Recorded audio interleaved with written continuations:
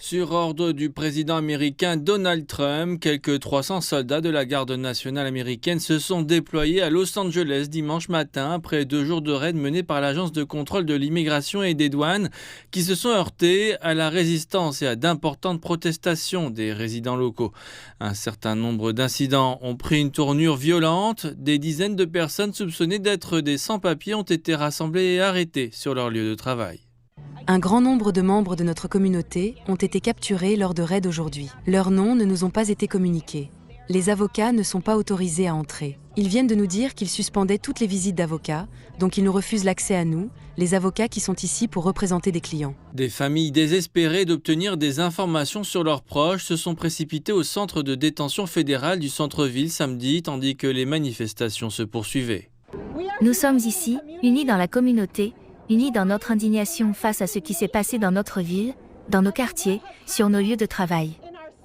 Notre communauté est attaquée et terrorisée. Ce sont des travailleurs. Ce sont des pères. Ce sont des mères. Et cela doit cesser.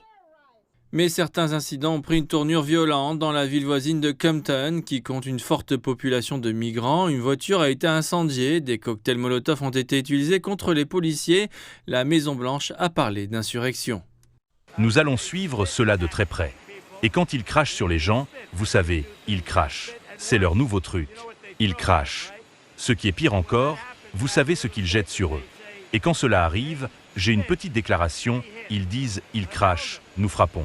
Et je leur ai dit que personne ne cracherait sur nos policiers. Personne ne crachera sur nos militaires. Le secrétaire à la Défense, Pete Hegseth, a prévenu sur X qu'il était prêt à mobiliser les Marines en service actif si la violence se poursuivait. La décision de Trump de déployer des troupes de la garde nationale s'écarte nettement des protocoles bien établis qui laissent généralement cette décision aux gouverneurs des États. Le gouverneur de Californie, Gavin Newsom, s'est montré très critique, qualifiant la directive de réaction excessive destinée à créer un spectacle, tout en appelant le public à faire preuve de retenue, alors que de nombreux membres de la communauté des migrants continuent de vivre dans la crainte d'être expulsés.